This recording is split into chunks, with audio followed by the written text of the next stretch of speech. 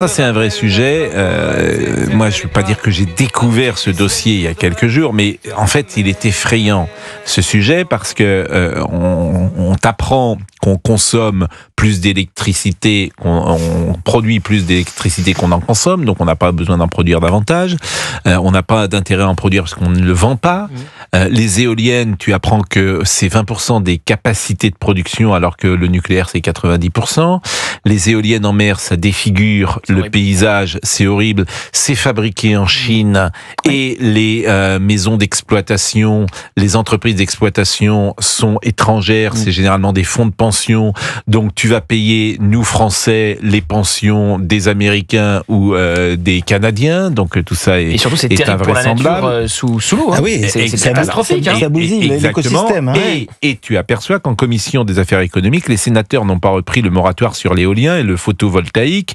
Mais ce qui est absolument incroyable, c'est que à l'Assemblée nationale, on a des républicains avec Laurent Wauquiez qui étaient pour le moratoire, et au Sénat, tu as des républicains qui sont contre le moratoire. Ouais. C'est comme les rats des villes et les rats des champs. T'as les républicains du Palais du Luxembourg et les républicains du Palais Bourbon, et ce ne sont pas les mêmes. C'est juste le même parti.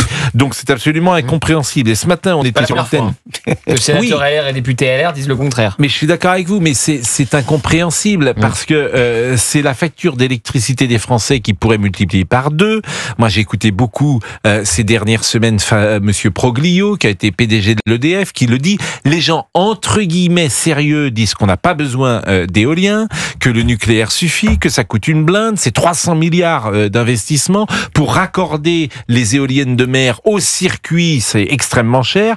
Et on avait ce matin Fabien Bouglet, qui est un expert en politique énergétique. Il était sur l'émission L'heure des pros sur CNews et sur Europe 1. Écoutez ce qu'il nous disait sur les factures d'électricité.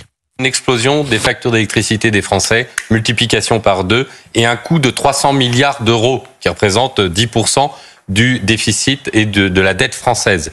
Donc derrière, il faut comprendre que cet enjeu qui est au cœur de ce débat intra-républicain, c'est l'explosion de la facture des Français. Les Français doivent réaliser ce point-là. Si on multiplie les éoliennes, les panneaux solaires, les éoliennes terrestres et les éoliennes en mer, comme le souhaitent les sénateurs républicains, les Français en subiront les conséquences. Vous avez reçu Bernard Accoyer et Xavier Moreno la semaine dernière qui expliquaient que la facture d'électricité avait déjà été multipliée par 2 en 15 ans. Eh bien, la facture d'électricité va à nouveau être multipliée par 2, ça veut dire qu'elle va être multipliée par 4. Mais pourquoi pour financer les lobbies, la filière éolienne, tout simplement. Mais ce que je trouve extraordinaire, et c'est ce que je lui disais ce matin, les Républicains font le lit du Rassemblement national. Ils offrent un boulevard au Rassemblement national, parce qu'en plus, leur électorat des Républicains ne veulent pas des éoliennes. Et Marine Le Pen, effectivement, c'est la seule qui ne souhaite pas les éoliennes, parce que la facture d'électricité peut doubler. Dans le monde politique, c'est une des rares. Donc tous les gens experts disent attention à l'éolienne, attention à l'énergie renouvelable. En plus, c'est Bruxelles qui nous oblige, je crois, à 30 ou 40% d'énergie renouvelable. Mais vous savez, l'argument numéro 1 qui est donné, c'est-à-dire qu'on a commencé des investissements, faut les arrêter. Donc ça coûte de l'argent. Donc c'est ce que disait Sophie Primas. Elle dit attention. Exactement. Elle dit on va mettre en difficulté toute une économie. Évidemment, l'erreur a été faite, mais c'est pas parce que l'erreur a été faite qu'il faut persister dans l'erreur. Alors il y a deux principaux coupables. Ils s'appellent François Hollande et Emmanuel Macron. François Hollande pour un petit accord de gouvernement avec les écologistes, et puis Emmanuel Macron, alors le mec qui a fait un 180 degrés énorme entre ces deux quinquennats, c'est-à-dire qu'il fallait fermer des réacteurs, les archives sont pleines, de lui faisant des discours très fiers à la fois de fermer Fessenheim mais annonçant d'autres réacteurs qui allaient fermer. Et puis volte-face, comme sur de nombreux sujets, et maintenant il faut créer des petits réacteurs partout, et évidemment il n'arrivera pas au bout de ses ambitions d'ici 2 ans. Et non seulement vous avez raison Pascal, vous avez lancé des chantiers pour pallier à ces réacteurs nucléaires qu'on allait fermer, mais on a aussi embauché des ingénieurs spécialisés dans le démantèlement de centrales nucléaires, mais qui n'ont pas du tout les capacités et les connaissances pour en créer une nouvelle. Donc on a formé des gens à fermer des centrales et pas à en ouvrir d'autres. C'est évidemment un scandale français. Il y avait une commission d'enquête absolument remarquable. D'ailleurs, vous l'aviez diffusé souvent dans l'heure des pros le matin, parce qu'on a saboté ce savoir-faire français, ce nucléaire français. Et puis évidemment, il y a le scandale aussi où on aligne avec le marché européen de l'électricité notre électricité qui est produite à bas coût sur l'électricité allemande, produite évidemment beaucoup plus cher, parce que là aussi Angela Merkel avait décidé de sortir l'Allemagne du nucléaire.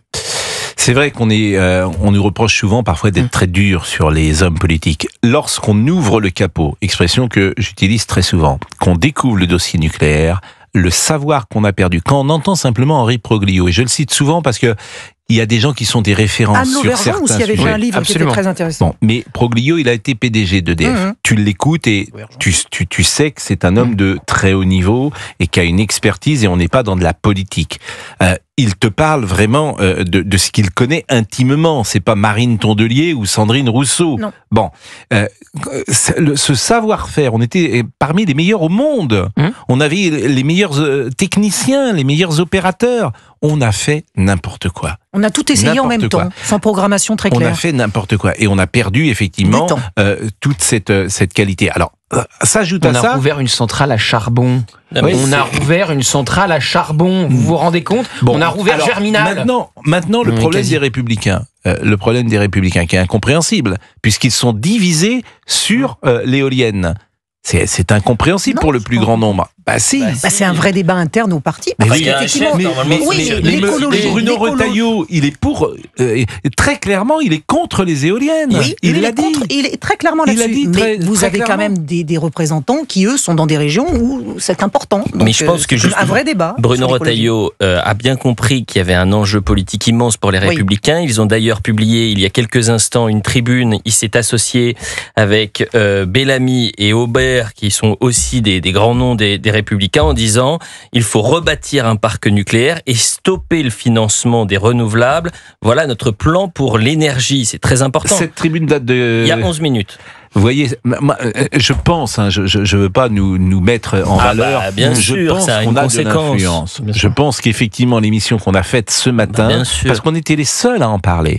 Le moratoire, dans la presse ce matin, le fait que le Sénat ait voté contre le moratoire, personne n'en parlait quasiment dans la presse française. Ils étaient tous dans les cafétérias pour dire il fait chaud, est-ce que vous avez chaud aujourd'hui ? Donc cette tribune, et qui est une réponse à ce qui s'est passé hier soir, je ne vais pas nous donner trop d'importance, on va dire que c'est une réponse à ce qui s'est donné hier soir, mais elle est effectivement importante. Vous êtes dans une région protégée, le sud-est, le sud-ouest, pardon. Oui, vous êtes protégé des éoliennes, oui. Bon, vous savez que je fais une parenthèse. J'ai le droit de dire où vous êtes régulièrement, ça vous ennuie pas ? Bon, vous êtes régulièrement à Bidart. Oui, au Pays Basque. Le week-end, au Pays Basque. Voilà. Magnifique. Et vous savez que j'ai fait des études très très poussées sur les études atomiques. Je vais vous expliquer. Mon père voulait que je fasse des études comme beaucoup, et donc j'ai travaillé pour la première année au commissariat de l'énergie atomique. Séparation isotopique de l'uranium 235 et 238, et j'ai compris très vite que c'était pas ma vie, que je me faisais chier, donc j'ai abandonné, mais j'ai travaillé, et c'était la grande époque du nucléaire, et voilà, j'ai gardé quelques copains, là-dedans, c'était des gens le nucléaire était vraiment à la proue, était à la pointe, et là, bon, on voit tout se décaisser, quoi, c'est pas beau. Et j'ai beaucoup de copains qui sont sur la côte d'Opale et qui eux sont ravagés par ces éoliennes. Ils me disent mais ça c'est moche, tout le boulonnais, tout. Ouais. Et en ce moment il n'y a pas un souffle de vent. Donc je ne sais pas comment ça fonctionne, mais là c'est quand même embêtant. J'ajoute qu'il y a des procès. Le rendement est catastrophique. Non mais ça parce ne qu'il fonctionne pas. Il n'y a pas de vent en ce moment. Il n'y a pas d'air. Mais 20% de la capacité de production des éoliennes. Je l'ai dit, le nucléaire c'est 90%. Si vous n'avez pas de vent, vous n'avez pas d'électricité par définition. Par définition. Et vous savez qu'il y a pas mal de procès en cours, hein. Non pas pour des éoliennes en mer, mais pour des éoliennes terre. Où effectivement les riverains se plaignent. Les nuisances sonores. Les nuisances sonores avec des espèces de vibrations, qui peuvent, par exemple, on le dit, on pense qu'il y a un lien de causalité, tuer le bétail. il peut y avoir des problèmes dans les fermes. Et ça, c'est très important sur le bétail. Elliot Deval. C'est très important. Vous avez donné un chiffre, Pascal, c'est 300 milliards d'euros ça sur... coûte 300 milliards, voilà. C'est le chiffre qui est donné régulièrement. Vous imaginez, vous êtes agriculteur. Vous avez un agriculteur qui se suicide tous les 2 jours en France. Ils ont eu une mobilisation historique il y a 1 an. On leur a promis, après cette mobilisation, en promettant également la préférence agricole française et européenne, 400 millions d'euros. Et là, ils regardent la télévision, ils écoutent Europe 1 et ils se rendent compte qu'on est capable de mettre plus de 300 milliards d'euros pour des éoliennes qui fonctionnent à peine. Moi, demain, je suis agriculteur, je me sens floué, je me dis mais attendez, on est en train de me prendre pour un imbécile. C'est aussi simple que ça. Il y a une injustice à travers ce sujet-là aussi qui est très importante pour les agriculteurs. C'est très important, effectivement. C'est important d'en parler, effectivement, parce que l'écologie et l'agriculture, aujourd'hui, ne sont toujours pas réconciliés. Et c'est un des éléments on a cédé à 2 mots, MAUX, l'écologisme et Bruxelles, puisque vous avez entièrement raison, c'est-à-dire que c'est des normes aujourd'hui qui sont imposées par Madame von der Leyen et consorts, qui n'ont été élus par personne. Et on en ajoute en France, qu'on appelle la surtransposition des normes. On en ajoute en France. Ça, c'est le génie français.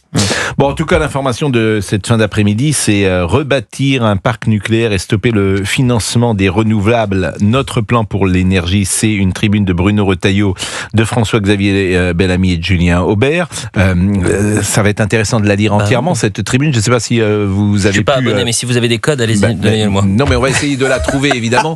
Parce que moi, ce qui m'intéresse, c'est cette affaire de moratoire également. Parce que qu'est-ce que ça veut dire stopper le financement des renouvelables? Eh bien, si, c'est important. Est-ce que ça veut dire pas d'éoliennes? Non, c'est pas que les éoliennes. Non, ça veut dire pas de nouvelles éoliennes. Mais est-ce que ça veut dire exactement ça? J'attends de lire la tribune entièrement, parce que je me méfie. Il plaide pour un renforcement du parc nucléaire, je l'ai dit, l'arrêt des subventions publiques allouées à l'éolien et au photovoltaïque. Le photovoltaïque, j'allais en parler, c'est ça. Parce que là, c'est une trappe à fraude exceptionnelle. Le photovoltaïque, vous n'imaginez pas le nombre d'affaires qu'il y a de fraude au photovoltaïque. On a ouvert une boîte de Pandore comme la taxe carbone il y a 10 ans. C'est la même chose.